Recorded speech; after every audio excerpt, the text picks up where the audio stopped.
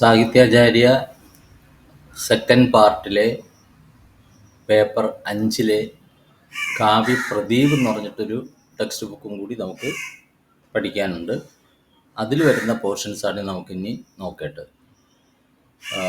ചോദ്യം ശബ്ദശക്തി എന്നാണ്. ശബ്ദശക്തി നമുക്കറിയാം, വാക്കുകൾക്ക് ഏതൊരു ഭാഷയിലാണെങ്കിലും വേഡ്സ്, WORDS, അതാണ് ഹിന്ദിയിൽ ശബ്ദം എന്ന് പറയുക. അതിന് അപാരമായിട്ടുള്ള പവറാണ്. വാക്കുകൾക്ക് അപാരമായിട്ട് പവറുണ്ട്. അത് ഏത് ഭാഷയിലാണെങ്കിലും ശരി. ചില വാക്കുകൾ എടുത്തു നോക്കിയാൽ നമുക്ക് നേരിട്ട് അതിൻ്റെ അർത്ഥം കിട്ടും. ഉദാഹരണത്തിന് കലം, കിതാബ് എന്നൊക്കെ പറഞ്ഞാൽ അതിനൊരു പ്രത്യേക അർത്ഥം അതിനുണ്ട്. എന്നാൽ ഗധ എന്ന് പറയുന്ന വാക്ക് നോക്കൂ, അത് നമ്മളൊരു മണ്ടനെ വിളിക്കുമ്പോൾ ഗധ എന്ന് ഉപയോഗിച്ചാൽ കഴുത എന്നുള്ള അർത്ഥത്തിൽ, മൂർഖ്, വിഡ്ഢി എന്ന അർത്ഥത്തിൽ എടുക്കാം. വാച്യാർത്ഥം എന്താണ്? കഴുത എന്നാണ്. വ്യംഗ്യാർത്ഥം മണ്ടൻ എന്നാണ്.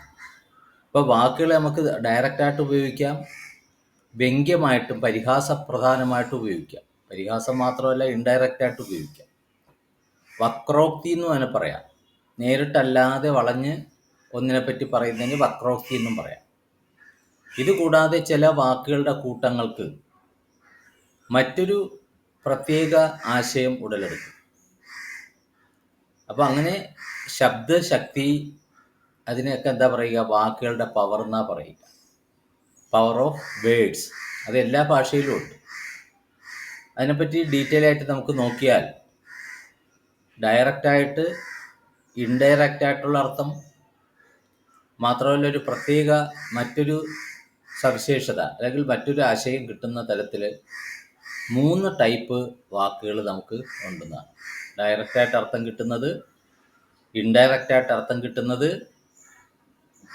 പിന്നെ അതുപോലെ മറ്റൊരു പുതിയ അർത്ഥം അവിടെ ധ്വനിപ്പിക്കാനായിട്ട് സാധിക്കും. മറ്റൊരു പുതിയ അർത്ഥം അതിൽ നിന്ന് ഉടലെടുക്കും. അപ്പോൾ അങ്ങനെ വാക്കുകളുടെ ശക്തി അപാരമാണ്. അതിനാണ് നമുക്ക് ശബ്ദശക്തി എന്ന് പൊതുവെ പറഞ്ഞാൽ. ഇനി അതിൻ്റെ വിശദീകരിച്ചതിൽ പറയുന്നുണ്ട്. ശബ്ദശക്തി കിസേ കഹത്തെ ഹേ, ഉസ്കെ കിത്തനെ ഭേദ് ഹേ, പ്രത്യേക കാ സോദാഹരൺ സമചായിയെ. ശബ്ദശക്തി എന്നാൽ എന്ത്, അതിന് എത്ര പിരിവുണ്ട്, ഓരോന്നിനും ഉദാഹരണ സഹിതം വ്യക്തമാക്കുക എന്നാണ്. ശബ്ദ് അക്ഷരവംസേ ബഡ്തേ ഹേ. നമുക്കറിയാം, ഒരുപാട് അക്ഷരങ്ങൾ കൂടിച്ചേർന്ന് മുന്നോട്ട് പോകുമ്പോഴത്തേക്കാണ് വാക്കാവുക.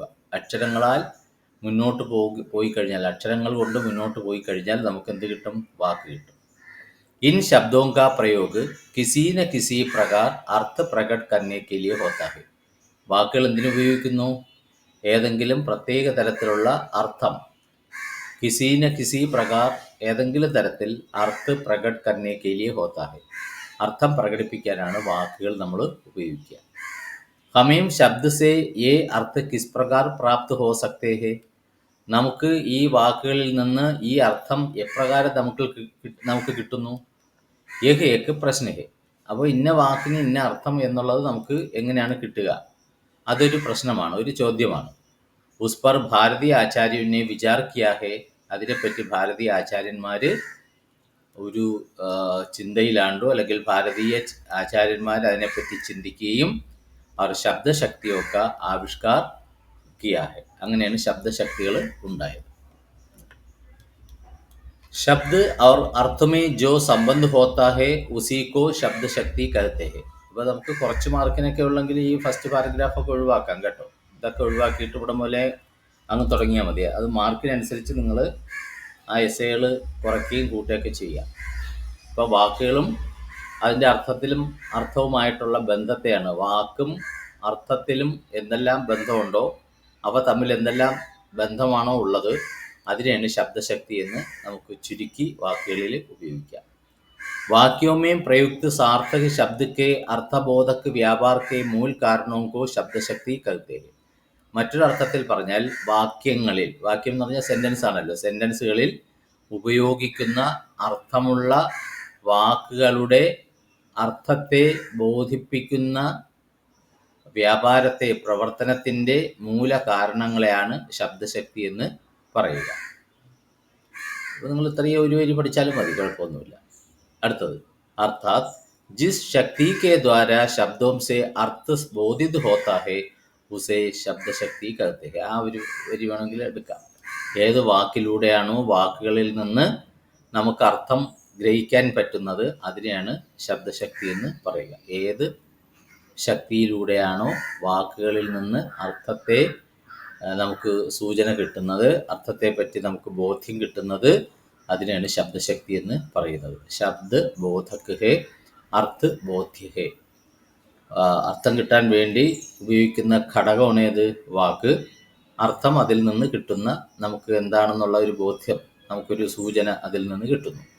और അർത്ഥബോധ കരാനെ വാലെ വ്യാപാർ ശബ്ദശക്തി. അങ്ങനെ അർത്ഥബോധം നമ്മളിൽ ഉണ്ടാക്കുന്ന പ്രവർത്തനത്തെയാണ് ശബ്ദശക്തി എന്ന് പറയുക. പ്രത്യേക ശബ്ദ का एक सीधा सादा സാമാന്യ അർത്ഥരഹിത. ഓരോ വാക്കിനും ഡയറക്റ്റായിട്ടുള്ള ഒരു കോമൺ ആയിട്ടുള്ള അർത്ഥം കിട്ടും. അവർ ദൂസര സാങ്കേതിക അർത്ഥം, ചിലപ്പോൾ നമുക്ക് ചില സൂചനകളെ അതിൽ നിന്ന് കിട്ടുള്ളൂ. സാങ്കേതികമായിട്ട് ഉള്ള അർത്ഥം, സൂചനയിൽ നിന്ന് നമുക്ക് ചില അർത്ഥം ഗ്രഹിക്കാൻ പറ്റും. ജോ പ്രസംഗ സമച്ചിനെ പറഹി അർത്ഥ മിൽത്താഹി. അത് ആ സന്ദർഭം മനസ്സിലാക്കിയാൽ മാത്രമേ നമുക്ക് അതിൻ്റെ അർത്ഥം കിട്ടുള്ളൂ. അർത്ഥ തീൻ പ്രകാർക്കാഹെ, 3 തരത്തിലുള്ള അർത്ഥങ്ങളുണ്ട്. ഒന്ന് വാച്യാർത്ഥം. വാച്യാർത്ഥം എന്ന് പറഞ്ഞാൽ നമ്മളിവിടെ പറഞ്ഞില്ലേ, സീതാ സാദാ സാമാന്യ അർത്ഥം. ഒരു വാക്കിന് അതിൻ്റെ അർത്ഥം തന്നെ. ഇപ്പോൾ കലം എന്ന് പറഞ്ഞാൽ പെൻ, കിതാബ് എന്ന് പറഞ്ഞാൽ പുസ്തകം, ഗഥ എന്ന് പറഞ്ഞാൽ കഴുത, ആ ഒരൊറ്റ അർത്ഥം. ലക്ഷ്യാർത്ഥം എന്ന് പറഞ്ഞാൽ എന്തർത്ഥം? നമുക്ക് ഏത് ആളിനെയാണോ അല്ലെങ്കിൽ ഏത് വ്യക്തിയാണോ ലക്ഷ്യം വെച്ച് ചില വാക്കുകൾ എടുത്തിട്ട് അതിൻ്റെ ഒരു അർത്ഥം എടുക്കും. ഉദാഹരണത്തിന് ഗഥ എന്നുള്ള വാക്കിന് എന്തർത്ഥമുണ്ട്? കഴുത എന്നർത്ഥമുണ്ട്. അതായത് മണ്ടൻ എന്നുള്ള അർത്ഥത്തിൽ അത് ഉപയോഗിക്കും. വ്യംഗ്യാർത്ഥം, ഇതിൽ നിന്ന് കിട്ടാത്ത മറ്റൊരു പുതിയ ആശയം അതിൽ നിന്ന് കിട്ടും. അങ്ങനെ 3 തരത്തിലുള്ള അർത്ഥമാണ് ഉള്ളത്. इसलिए അർത്ഥബോധ കരാനെ വാലി ശക്തി ഭി 3 പ്രകാർ കി ഹെ. അതുകൊണ്ട് അർത്ഥബോധം കിട്ടുന്ന ശക്തിയെയും നമുക്ക് 3 തരത്തിൽ ഉണ്ടെന്ന് കണക്കാക്കാം. ഡയറക്റ്റ് അർത്ഥം കിട്ടുന്നതിന് അഭിധ, ഇൻഡയറക്റ്റായിട്ട് കിട്ടുന്നതിന് ലക്ഷണ, പിന്നെ പുതിയൊരു ആശയത്തെ കിട്ടുന്നത് വ്യഞ്ജന. വ്യഞ്ജന എന്ന് പറഞ്ഞാൽ എന്താണോ അതിൽ നിന്ന് ധ്വനിക്കുന്നത്, എന്തൊരു ആശയമാണോ അതിൽ നിന്ന് പുതുതായിട്ട് ലഭിക്കുന്നതിനാണ് അതിനാണ് വ്യഞ്ജന എന്ന് പറയുക. ഇപ്പോൾ വാച്യാർത്ഥമാണ് അത് അഭിധ, ലക്ഷ്യാർത്ഥമാണ് ലക്ഷണ, വ്യംഗ്യാർത്ഥമാണ് വ്യഞ്ജന. അഭിധ, ലക്ഷണ, വ്യഞ്ജന. ഇപ്പോൾ ശബ്ദശക്തി എത്ര തരത്തിലുണ്ടെന്ന് 1 മാർക്കിന് ചോദിച്ചാൽ 3 പ്രകാർ കി ഹേ, എൻ്റെ പേര് ചോദിച്ചാൽ അഭിധ, ലക്ഷണ और വ്യഞ്ജന. ആദ്യം ഇത് എന്താണെന്നുള്ള മനസ്സിലാക്കാം. അഭിധ എന്ന് പറഞ്ഞാൽ ഡയറക്റ്റായിട്ടുള്ള അർത്ഥം. ഇപ്പോൾ ഗഥ എന്നുള്ളതിന് കഴുത എന്നുള്ള ഡയറക്റ്റായിട്ട് അർത്ഥം മാത്രം. ആ മൃഗത്തെ നോക്കിയിട്ട് നമ്മൾ ഗഥ എന്ന് പറയുകയാണ്, ഡയറക്റ്റായിട്ടുള്ള അർത്ഥം. ലക്ഷണ എന്ന് പറയുമ്പോൾ ഇൻഡയറക്റ്റായിട്ടുള്ള അർത്ഥം. ഉദാഹരണത്തിന് ഒരു മടയനായിട്ടുള്ള ഒരു മണ്ടനായിട്ടുള്ള കുട്ടിയെ നോക്കിയിട്ട് തൂ ഗഥാഹേ എന്ന് പറഞ്ഞാൽ എന്തർത്ഥം? നീ കഴുതയാണ് എന്ന് പറഞ്ഞാൽ തൂ മൂർഖഹേ എന്നർത്ഥം, നീ മണ്ടനാണ് എന്നാണ് എൻ്റെ അർത്ഥം. വ്യഞ്ജന എന്ന് പറഞ്ഞാൽ എന്തർത്ഥം? നമ്മൾ പുതിയൊരു ആശയം അതിൽ നിന്ന് കിട്ടും. അത് ആ സന്ദർഭം എന്താണെന്ന് നോക്കിയിട്ടാണ് നമ്മളത് പറയുക. ഇനി ഇതിനെ ഓരോന്നിനെയും പറയണം. അഭിധ, എന്താണ് അഭിധ? किसी शब्द को सुनते ही तत्काल उसके साधारण या प्रचलित अर्थ का ही बोध होता है. ഏതെങ്കിലും ഒരു വാക്ക് കേട്ടാൽ ഉടൻ തന്നെ, ഒരു വാക്ക് നമ്മൾ കേട്ടാൽ ഉടൻ തന്നെ ഉടനടി അതിൻ്റെ സാധാരണ അല്ലെങ്കിൽ നിലവിലുള്ള അർത്ഥത്തെ നമുക്ക് സൂചന കിട്ടുന്നു. മനസ്സിലായല്ലോ? ഏതെങ്കിലും ഒരു വാക്ക് കേട്ടാൽ ഉടൻ തന്നെ എന്ത് ചെയ്യുന്നു? അതിൻ്റെ സാധാരണ കോമൺ ആയിട്ടുള്ള പ്രചാരത്തിലുള്ള അർത്ഥത്തെ നമുക്ക് പെട്ടെന്ന് പിടികിട്ടും. ഈ കാര്യക്കോ അഭിധ കവിത, ഇതിനെയാണ് നമുക്ക് അഭിധ എന്ന് പറയുക. ഇത്തരത്തിലുള്ള വാക്കിനെയാണ് നമ്മൾ അഭിധ എന്ന് പറയുന്നത്. ഇത്ര എഴുതിയാലും മതി കേട്ടോ, വിശദീകരിച്ച് താഴോട്ടുള്ളത് വേണമെന്നില്ല. दूसरे शब्दों में कहें तो शब्द की जिस शक्ति से उस शब्द का स्वाभाविक अर्थ ज्ञात होता है उसे अभिधा शब्दशक्ति कहते हैं. മറ്റൊരു രീതിയിൽ പറഞ്ഞാൽ, വാക്കിൻ്റെ ഏത് ശക്തി ഉപയോഗിച്ചിട്ടാണോ, വാക്കിൻ്റെ ഏത് പവർ ഉപയോഗിച്ചിട്ടാണോ ആ വാക്കിൻ്റെ സ്വാഭാവികമായിട്ടുള്ള അർത്ഥത്തെ പറ്റി ബോധം നമുക്ക് ലഭിക്കുന്നത് അതിനാണ് അഭിധ ശബ്ദശക്തി എന്ന് പറയുന്നത്. इससे ज्ञात अर्थ को वाच्यार्थ और उस शब्द को वाचक कहते हैं. ഇതിൽ നിന്ന് നമുക്ക് ലഭിക്കുന്ന അർത്ഥത്തെ വാച്യാർത്ഥം എന്നാണ് പറയുക. ഇപ്പോൾ ഗഥ എന്നുള്ളതിൻ്റെ വാച്യാർത്ഥം എന്താണ്? കഴുത എന്നാണ്, അല്ലേ? എന്നാൽ ആ വാക്കിന് ആ ഗഥ എന്ന് പറയുന്ന വാക്കിനെ വാചകം എന്നാ പറയുക, വാചകം. അപ്പോൾ ആ വാക്കിൽ നിന്ന് നമുക്ക് കിട്ടുന്ന, ഡയറക്റ്റായിട്ട് കിട്ടുന്ന അർത്ഥത്തെ വാച്യാർത്ഥമെന്നും, ഏത് വാക്കിൽ നിന്നാണോ വാച്യാർത്ഥം നമുക്ക് കിട്ടുന്നത് ആ വാക്കിനെ വാചകെന്നും പറയും. അപ്പോൾ ഇവിടെ ഇത് നോക്കുക, ഈ ഒരു വരി വായിക്കുക. പിന്നെ വേണമെങ്കിൽ ഒന്നുകിൽ ഇത്, അല്ലെങ്കിൽ ഈ ദൂസരെ ശബ്ദവും എന്നുള്ള ഇവിടെ മുതൽ അങ്ങോട്ട് തുടങ്ങിയാലും മതി. ഒരു വരി എഴുതിയാൽ മതി കേട്ടോ, കുഴപ്പമില്ല. അഭിതാക്കെ തീൻ ഭേദ് ഹേ. ഈ അഭിത 3 ടൈപ്പ് ഉണ്ട്: രൂഢ്, യൗഗിക് और യോഗരൂഢ്. രൂഢ്, യൗഗിക് और യോഗരൂഢ്. ഇനി ഓരോന്നും എന്താണെന്ന് നോക്കാം. രൂഢ് എന്ന് പറഞ്ഞാൽ രൂഢ് ശബ്ദവും കെ ഖണ്ഡ് നഹി ഹോത്തെ. അപ്പോൾ രൂഢ് ശബ്ദിനെ നമുക്കൊരിക്കലും ഡിവൈഡ് ചെയ്യാനായിട്ട് പറ്റില്ല. യഥാർത്ഥത്തിൽ ഗഥ എന്നുള്ള വാക്ക് എടുത്തു, ഡിവൈഡ് ചെയ്യാൻ പറ്റില്ല. അതായത് ഡിവൈഡ് ചെയ്താൽ നമുക്ക് അതിൽ നിന്ന് കിട്ടില്ല എന്നർത്ഥം, അർത്ഥം കിട്ടില്ല. ഖണ്ഡിത് ഏ ജാനെ പർ ഉൻകാ അർത്ഥ് ബിഖർ ജാത്താ ഹെ. അതിനെ ഡിവൈഡ് ചെയ്താൽ, ആ വാക്കിനെ ഡിവൈഡ് ചെയ്താൽ അതിൻ്റെ അർത്ഥം തന്നെ ചിതറിപ്പോവും, അർത്ഥം നമുക്ക് ലഭിക്കില്ല. ഇപ്പം ഗ എന്നുള്ള ഒരു വാക്കും ധ എന്നുള്ളൊരു വാക്കും ഇല്ല ഗഥ എന്നുള്ളതിൽ വരിക. ഡിവൈഡ് ചെയ്ത് കഴിഞ്ഞാൽ ഗായും ധായും 2 അക്ഷരമായിട്ട് മാറും. അതിൽ നിന്ന് ഓരോന്നിനും ഓരോ അർത്ഥമൊന്നും നമുക്ക് കിട്ടില്ല. അപ്പോൾ അങ്ങനെ ഉള്ള വാക്കുകൾക്കാണ് രൂഢ് എന്ന് പറയുക. ഉദാഹരണം നോക്കൂ: രാജ്, ഘർ, പുസ്തക്, മേശ് ആദി. ഇതിനെ നമുക്ക് ഡിവൈഡ് ചെയ്താൽ പ്രത്യേകിച്ച് ഒരു അർത്ഥം കിട്ടില്ല. രാജ്, രാ ഒരു വാക്ക്, ജ മറ്റൊരു വാക്ക് ആയിട്ടെടുത്താൽ നമുക്കൊരിക്കലും അതിനൊരു പുതിയ അർത്ഥമൊന്നും കിട്ടില്ല. ഒരിക്കലും ഡിവൈഡ് ആക്കിയാലും നമുക്ക് അർത്ഥം കിട്ടാത്ത പദങ്ങളെയാണെന്ന് പറയുക, രൂഢ് എന്ന് പറയുക. അതിനെ നമുക്ക് ഖണ്ഡിക്കാൻ പറ്റുകയില്ല. അടുത്തത് യൗഗിക്. യൗഗിക് ശബ്ദ് പ്രത്യയ, സമാസ് ആദി കെ योग से बनते हैं. യൗഗിക വാക്കുകൾ, യൗഗിക് എന്ന് പറഞ്ഞാൽ 2 വാക്കുകൾ കൂടിച്ചേർന്ന പദങ്ങൾക്കാണ് യൗഗിക് എന്ന് വേണമെങ്കിൽ നമുക്ക് പെട്ടെന്ന് മനസ്സിലാക്കാൻ വേണ്ടി പറയാം. അതിനെ ഡിവൈഡ് ചെയ്താൽ 2 വാക്കിന് 2 അർത്ഥം കിട്ടും കേട്ടോ. യൗഗിക് ശബ്ദ് പ്രത്യയ, സമാസ് ആദി കെ योग से बनते हैं. പ്രത്യയം, സമാസം ഇതിൻ്റെ മിക്സിങ്ങിലൂടെ കിട്ടുന്ന വാക്കിനെയാണ് യൗഗിക് ശബ്ദം എന്ന് പറയുക. ഇൻക അപ്പന അർത്ഥത്തോ ഹോത്താ ഹേ. ഈ വാക്കിന് അതിൻ്റേതായിട്ടുള്ള അർത്ഥമുണ്ട്. ഖണ്ഡിത് കിയെ ജാനെ പർ ഇൻകെ ഖണ്ഡോ കെ പി അലഗ് അലഗ് അർത്ഥ ഹോത്തേ ഹേ. ആ വാക്കിനെ ഡിവൈഡ് ചെയ്താലും അതിനെന്ത് ചെയ്യുന്നു, അതിന് 2 ആ ഭാഗത്തിനും അർത്ഥങ്ങൾ കിട്ടുകയും ചെയ്യും. പക്ഷെ കൂടിച്ചേർന്ന് നിൽക്കുമ്പോഴാണ് അതിനൊരു പൂർണ്ണത കിട്ടുക. അതാണ് യൗഗിക്. യൗഗിക് എന്ന് പറഞ്ഞാൽ മിക്സ് ആയിട്ടുള്ളത് കേട്ടോ. ഇപ്പോൾ പാഠശാല, പാഠ്, അവിടെ നോക്കൂ, പാട് കഴിഞ്ഞിട്ട് ഗ്യാപ്പ് അടുത്തൊരു വാക്കായിട്ട് ശാല എടുത്തു കഴിഞ്ഞാൽ നമുക്ക് രണ്ടിനും അർത്ഥം കിട്ടും. അതുപോലെ നർ, പതി. നർ എന്നുള്ള മനുഷ്യൻ, പതി എന്ന് പറഞ്ഞാൽ ഭർത്താവ്. വാക്കിനൊക്കെ അർത്ഥമുണ്ട്, പക്ഷേ 2 കൂടെ ചേരുമ്പോഴത്തേക്ക് മറ്റൊരു അർത്ഥം കിട്ടും. രാജ്കുമാർ, ഇതൊക്കെ യൗഗികമാണ്. അപ്പോൾ യൗഗികിൻ്റെ അർത്ഥം എന്താണ്? 2 മിക്സിങ് ആയിട്ടുള്ള വാക്കുകളാണ്. അതിനെ നമുക്ക് ഡിവൈഡ് ചെയ്യാം. ഡിവൈഡ് ചെയ്താലും ഓരോ ഭാഗത്തിനും അതിൻ്റേതായിട്ടുള്ള അർത്ഥങ്ങൾ ഉണ്ട് താൻ. എന്നാൽ രൂഢിന് അങ്ങനെയല്ല, ഡിവൈഡ് ചെയ്താലും നമുക്ക് അർത്ഥം കിട്ടില്ല. അടുത്ത 3ാമത്തെ യോഗരൂഢാണ്. ജോ ശബ്ദ് യൗഗിക് കി പ്രക്രിയാസെ ബനെ ഹോ. ഈ മുകളിൽ പറഞ്ഞ യൗഗികിൻ്റെ രീതിയിൽ ഉണ്ടാക്കുന്ന വാക്കുകൾ. കിന്തു ഉൻകാ ഏക് നിശ്ചിത അർത്ഥ രൂഢ് ഹോ ഗയാ ഹോ. പക്ഷേ അതിനൊരു നിശ്ചിതമായിട്ടുള്ള അർത്ഥം പണ്ടേ നിലവിലുണ്ട്. അതിനാണ് എന്ത് പറയുക? യോഗരൂഢ് കഥത്തെ. അത്തരത്തിലുള്ള വാക്കുകൾക്കാണ് യോഗരൂഢ് എന്ന് പറയുക. അത് 2 വാക്കുകൾ ചേർന്നിട്ടുള്ളതാണ്. പക്ഷേ അതിന് ആ വാക്കിൻ്റെ അർത്ഥവുമായിട്ട് യാതൊരു ബന്ധവുമില്ല. പല അർത്ഥങ്ങളും ആ വാക്കിൽ നിന്ന് കിട്ടും. പക്ഷേ പണ്ടേ അതിനൊരു അർത്ഥം സമൂഹത്തിൽ നിലനിൽക്കുന്നുണ്ട്. ആ ഒരർത്ഥം മാത്രമേ എടുക്കാൻ പറ്റുള്ളൂ. ഉദാഹരണത്തിന് നോക്കൂ, പങ്കജ്. പങ്ക് എന്ന് പറഞ്ഞാൽ ചെളി, ജ എന്ന് പറഞ്ഞാൽ ജനിച്ചത്.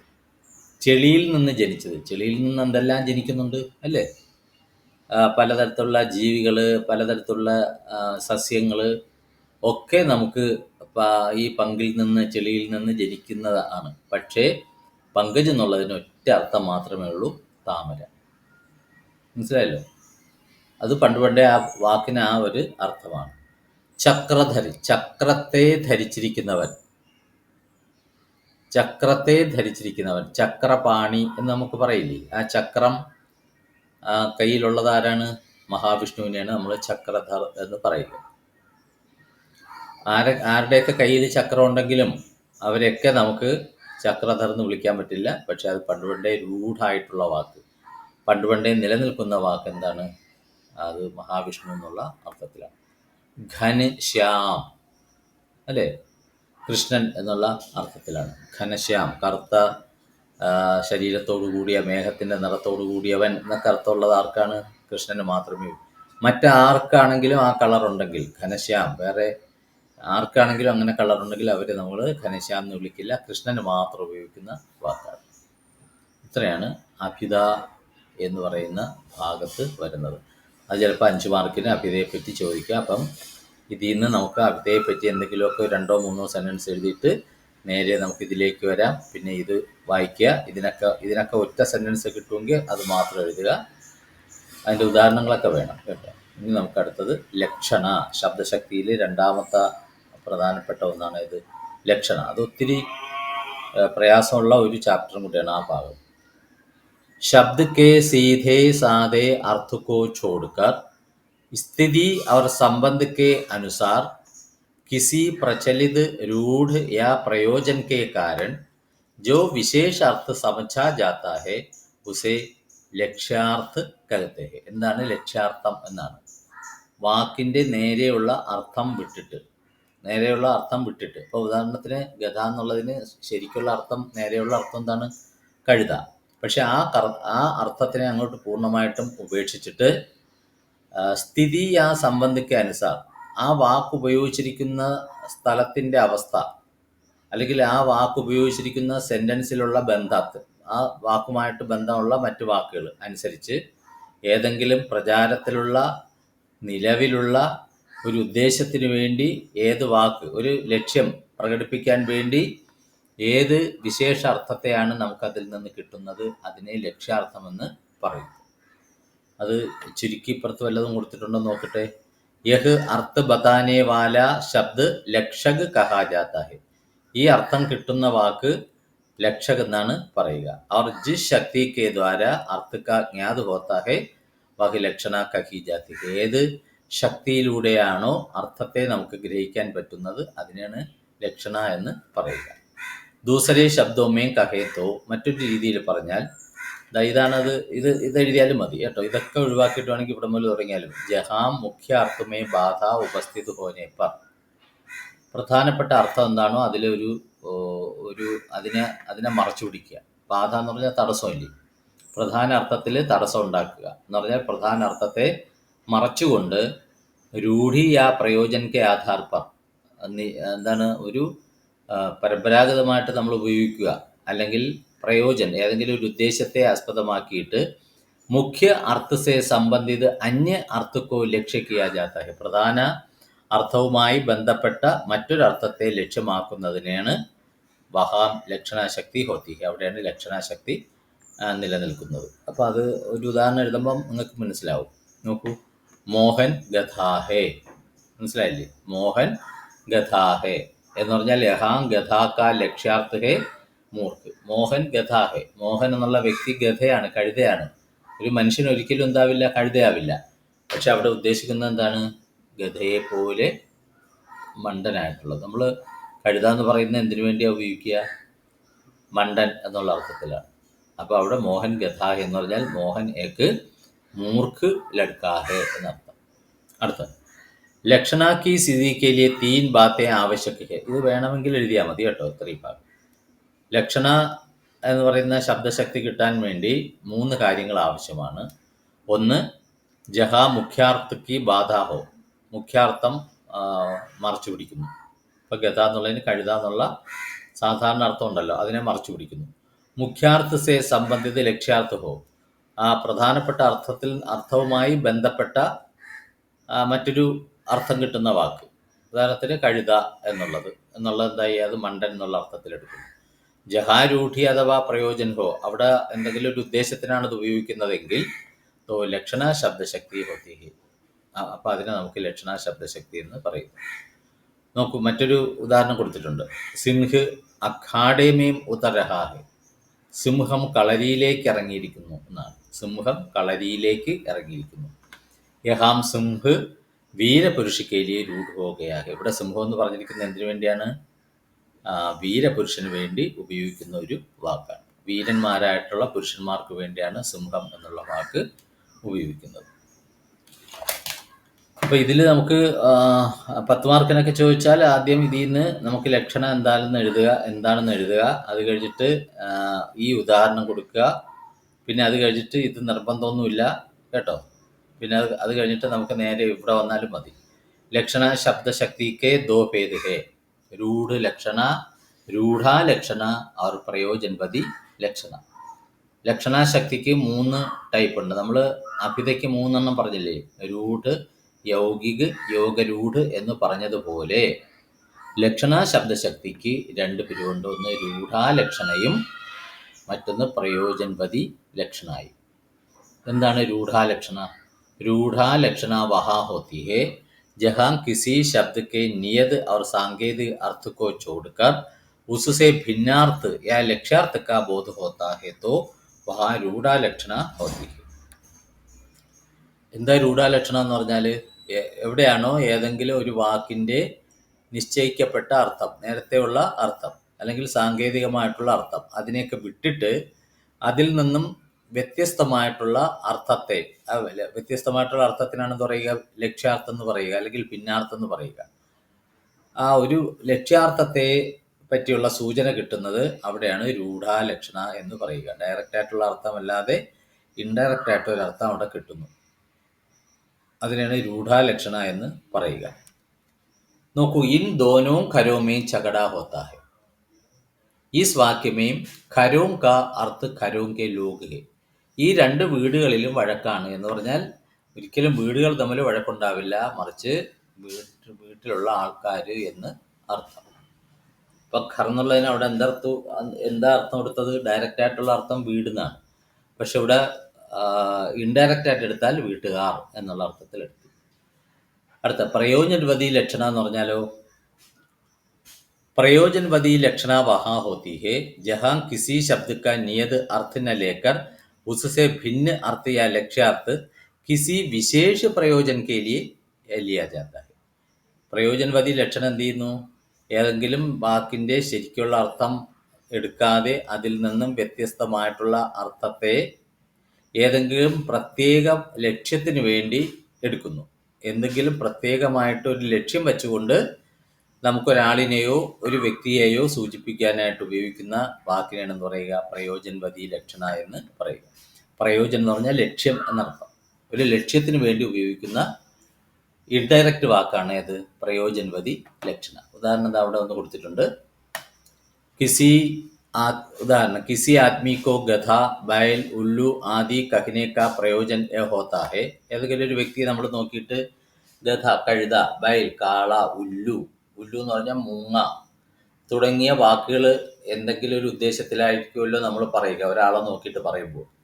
തോ ഉസ്കി മൂർഖതാക്കി അധികത പെഞ്ചിത് കീ ജായ്. അതിലൂടെ നമുക്ക് ആ വ്യക്തിയുടെ വിഡ്ഢിത്തത്തിൻ്റെ ആധിക്യം, അയാൾ വലിയ പമ്പര വിഡ്ഢിയാണ് എന്നുള്ളതിൻ്റെ ബോധം നമുക്ക് കിട്ടും.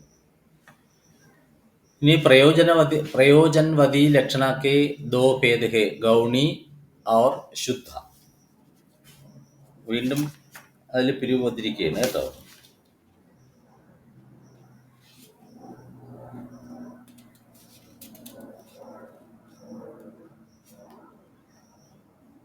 गौणी लक्षण.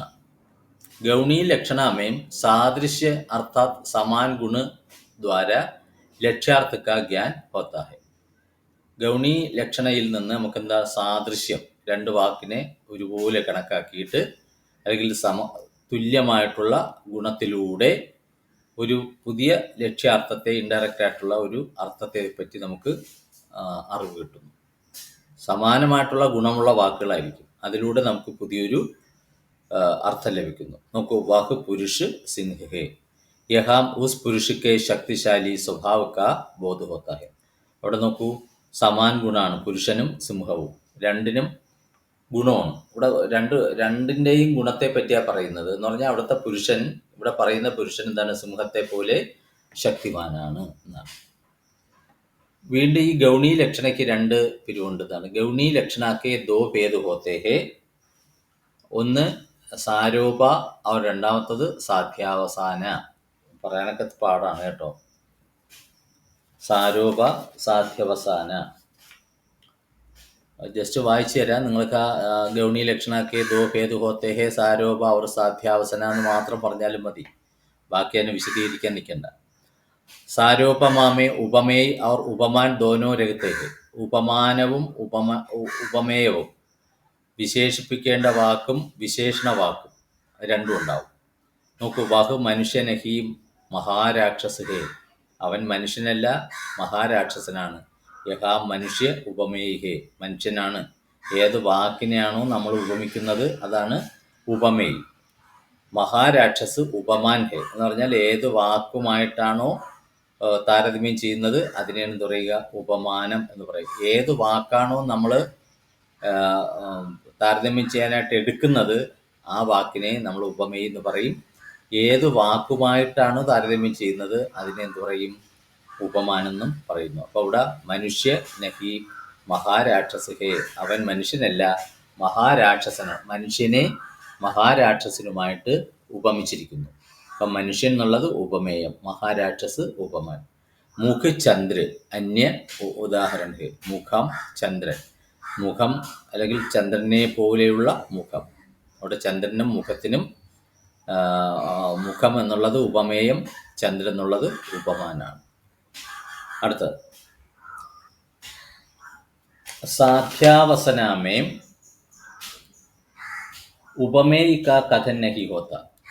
സാധ്യാവസാന എന്ന് പറയുന്ന ലക്ഷണയിൽ ഉപമേയത്തിൻ്റെ ആവശ്യമില്ല. ഉപമേയം അവിടെ ഒന്നും പറഞ്ഞിട്ടുണ്ടാവില്ല. കേവൽ ഉപമാൻ കാ കഥൻ ഹോത്ത. അവിടെ ഉപമാനം മാത്രമേ ഉണ്ടാവുള്ളൂ. നോക്കൂ,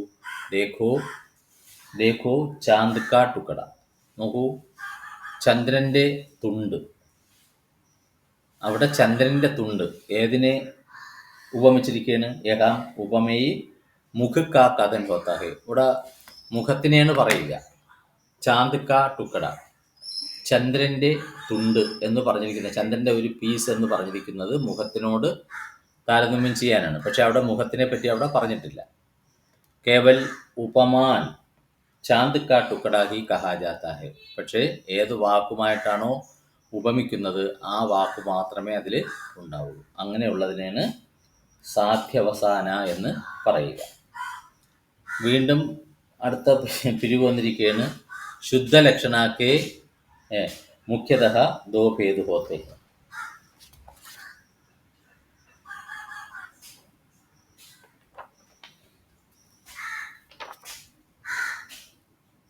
लक्षण लक्षणा जब कोई शब्द मुख्यार्थ का त्याग करके केवल लक्ष्यार्थ का बोध कराता है. എവിടെയാണോ അല്ലെങ്കിൽ എപ്പോഴാണോ ഏതെങ്കിലും വാക്ക് മുഖ്യാർത്ഥത്തെ ഉപേക്ഷിച്ചിട്ട് കേവലം ലക്ഷ്യാർത്ഥത്തെ മാത്രം ബോധിപ്പിക്കുന്നത് അതിനെ ആ പ്രവർത്തനത്തെയാണ് ലക്ഷണ എന്ന് പറയുന്നത്. ഉദാഹരണം പഞ്ചാബ് ബഡ വീര് ഹെ. പഞ്ചാബ് ബഡ വീര് ഹെ എന്ന് പറഞ്ഞാൽ യഹാം സ്ഥാൻ और സ്ഥിതി സൂചക് സീധേ സാധേ അർത്ഥക്കോ ചോടുക്കർ. നേരെയുള്ള വാക്ക് അർത്ഥം പഞ്ചാബ് എന്നുള്ള വാക്ക് വിട്ടിട്ട് വഹാം കെ നിവാസിയും കാ ബോധ് ഹോത്താ ഹെ. അവിടെ താമസിക്കുന്ന ആൾക്കാർ എന്ന് അർത്ഥം കൊടുക്കുന്നു. അടുത്ത ഉപാദാൻ ലക്ഷണ. जब शब्द अपने मुख्यार्थ का त्याग न करके लक्ष्यार्थ का बोध करता है तब उस व्यापार को उपादान लक्षण कहते हैं. വാക്കിൻ്റെ സ്വന്തം പ്രധാനപ്പെട്ട അർത്ഥത്തെ ഉപേക്ഷിക്കാതെ ലക്ഷ്യാർത്ഥത്തെ പറ്റിയുള്ള ബോധം നമുക്ക് ഉണ്ടായാൽ ആ പ്രവർത്തനത്തെയാണ് ഉപാദാന ലക്ഷണ എന്ന് പറയുന്നത്.